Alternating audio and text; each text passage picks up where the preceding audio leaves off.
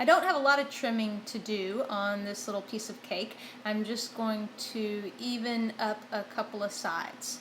And I have my pink fondant already rolled out. I'm going to texture it with this small diamond pattern. Before I can put the fondant on the cake, I need to squeeze out some icing all around the sides of the cake so the fondant will stick. Since the bottom edge of the fondant is going to be resting against the cake board, I'm going to use a spatula as kind of a straight edge to help trim off that edge so that it's a little bit straighter. And then I'm just going to wrap the fondant around the sides of the cake like this.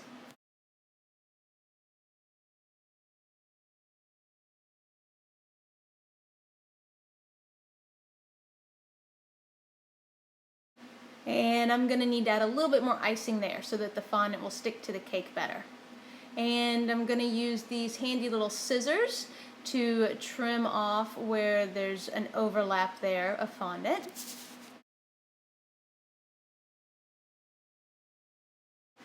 Now I need to take my spatula and tuck the bottom of the fondant underneath the cake a little bit so that the corners, or at least down around the bottom, it looks more rounded. And then I'm going to try to pinch these two ends together, but first I need to trim off any excess. Remember, we want the fondant to stick up above the top of the cake. So it's up to you how far you want it to stick up above the top of the cake, but just realize that you're not going to be able to do more than maybe 1/2 to 3/4 of an inch and have the fondant be straight. If you make it too tall, the fondant will start to kind of lean over and fall, unless you put something in there to support it while it dries. Let me see if I can get this seam to come together. And I just want to, with my fingertips, kind of lightly go over the top of the fondant where I cut it so that it doesn't look quite so rough. And I'm going to take my little pinwheel tool and go over every line in the diamond pattern. This is gonna give it more of a quilted look because this little pinwheel tool makes a lot of little dots that look like stitches. You don't have to watch me go over the whole cake, don't worry.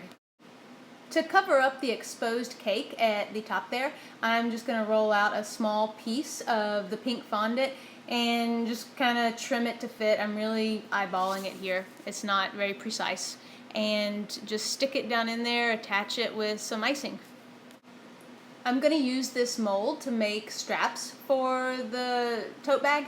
I figured out a cool trick. If you leave an overhang of fondant at the end of the piece you're trying to mold, then you can just pull it straight out of the mold with no trouble.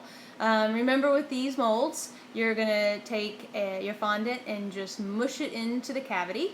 Try to get the fondant to be flush with the top of the mold, either by pushing it in there with your shaping foam or using a spatula to trim it. And then with these long strips, I find that if I leave a blob at the end, I can just use it like a zipper pull or something to remove the bit of fondant from the mold. Now, these are going to be too long, so I'm going to need to kind of play around with the length. I'm not entirely sure how long I want the straps to be, but once I figure all that out, I will use piping gel to attach them.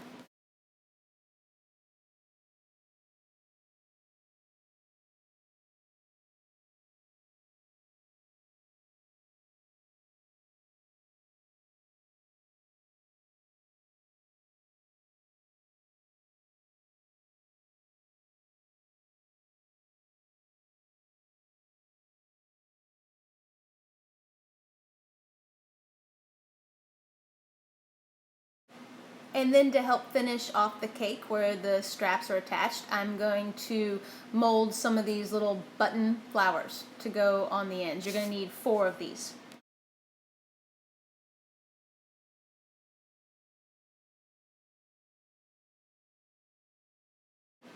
And I'm just going to squirt a little bit of piping gel on the backs and attach the buttons to the ends of the straps where they attach to the tote bag.